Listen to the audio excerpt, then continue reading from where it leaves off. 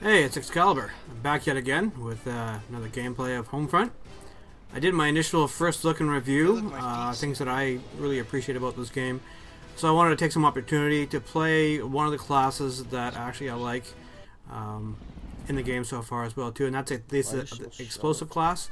Now this class through the armory is not unlocked, but when you actually get into the multiplayer, it actually is. So it's nice to actually have that availability. You can't change up the class at all that I've seen, but you know, still running around with the SCAR with the red dot on it is pretty good. The ammo, like basically your clip here as well too, the cartridge is pretty intense. And you can see in the bottom right corner as well too. You'll see it in a second as I respawn here, and hopefully in a minute. I have a fair bit of ammo. I mean, there's 150 rounds, so that's pretty damn decent. Now, what you see over here on the right side of the screen, those little double rectangle shapes, those neon shapes in red that come up, that's what actually happens when a UAV is up. And here as well too, I have to admit, this is one of the few things I really like about this game. Not only does it show you on the radar, but it actually shows you actually a line of sight, which I think makes for a different type of gameplay all around, and it actually does help to improve what you'd expect in a first-person military shooter. I say that because of the fact that I know Black Ops, they don't have that. You know, if somebody actually is lucky enough to have Blackbird up, then of course it benefits the team. But you know, having this by default as well too in this class is pretty nice.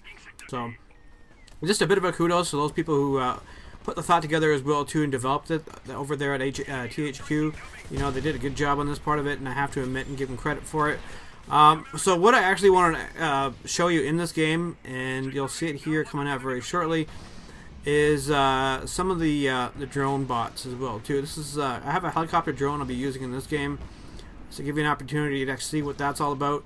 I think it's actually one of the few things that I've seen in first-person military shooters, besides say Battlefield, that is not only a little bit different, but the fact that you have it by default in some of these classes as well too that are normally only unlocked in a multiplayer actually changed the game type up quite a bit, and it actually presents for a more effective team strategy.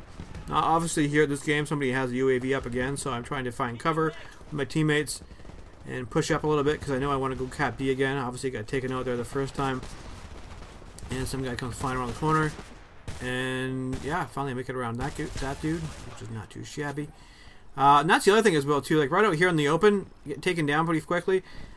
Cover in this game is actually pretty damn decent. I haven't really had any time playing on this map yet, so part of the reason I'm actually not doing a whole lot as far as, like, you know, performance wise, but like I said, in a second here you'll see this chopper drone up as well too and working, and it gives you a pretty good perspective of basically the map in general as well too. The only thing is you gotta be careful. You have to get up pretty high, otherwise you get shot down pretty quickly, as I did right there.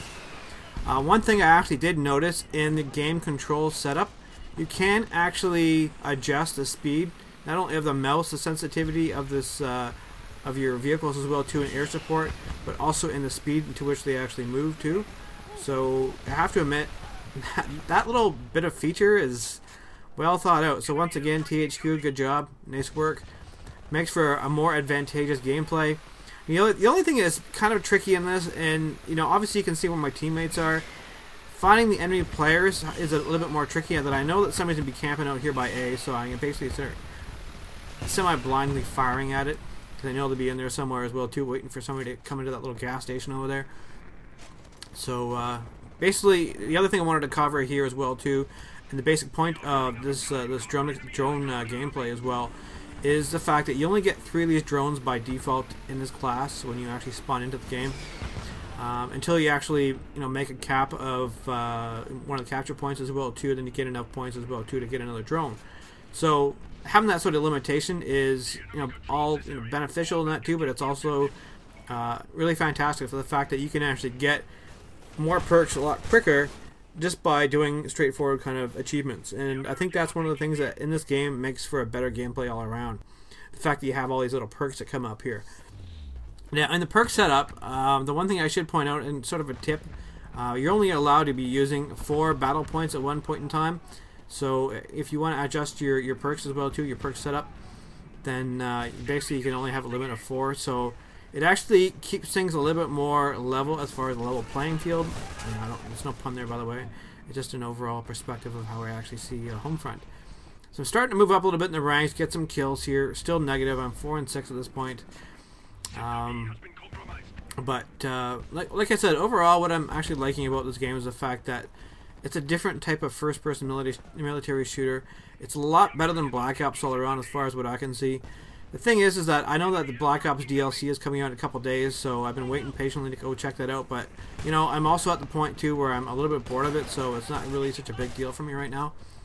Being the fact that I'm appreciating the time I'm spending in Homefront, I see that there's quite a few servers up as well, too, so there's a lot of people playing. So, you know, it's something that's gained some popularity pretty quickly. And also a game I can actually see in the future, them having a DLC, as well as, you know, hopefully a Homefront 2. I can definitely see that. So, you know, hopefully with some changes coming about too, I'd be kind of curious to see what they want to change up. I haven't heard any word about patches. I don't know in this game really what would need to be patched. I mean, my first couple of games, one of the things I did see were people, I guess you can sort of, I wouldn't say corner camping, they're kind of glitching. You know, snipers and stuff like that too at the top of the buildings were glitching. I haven't seen that a whole lot in my more recent games. Of course, I'm playing a different class type, moving around the map quite a bit. You have a few campers in these games, so that is not uncommon. Like this guy here, right here, I don't know what he's doing. Stop to have a cigarette. I don't know what he's doing. But anyhow, spawn points, nothing really erratic from what I've seen so far. You know, I can't really complain about that. Actually, it has been pretty good. Now, I have actually had some pretty good gameplay in here with this class as well, too. And the Scar has actually been a really good weapon for taking down people at long distances, as well as up close. Now, the thing is as well, too, you want to actually try to burst fire this weapon as possible. It is definitely not a burst fire weapon. It is something you can literally hold down the fire button and sit there and empty a whole clip. So, in the reload time, not too bad. I have a perk on here, actually by default, that came with it, that allows for a quicker and more objective reload, so you can actually get things done a lot better than I expect. As far as the weapon selection classes as well, too, they do the same sort of thing as Battlefield does, where you have 1 through 5 is your basic weapon selection. Now, like I said, overall, that's not a deal breaker for me. You still use a wheel mouse to actually change up weapons. Sometimes not the most effective. Somewhere in this game as well, too, I actually throw up or basically start using my RPG. It's actually something I can use for ground to air removal, but I just want to take a couple shots off here as well to provide some suppressing fire for my teammates, because I know they're over there. But yeah, otherwise I'm liking it, you know. And if you guys do have any comments and stuff like that, you can throw my way, your opinions of the game. I know that there's been some semi-negative reviews of the oh shoot, one of these drones again. These suckers are a pain in the butt, but they're actually pretty handy to use.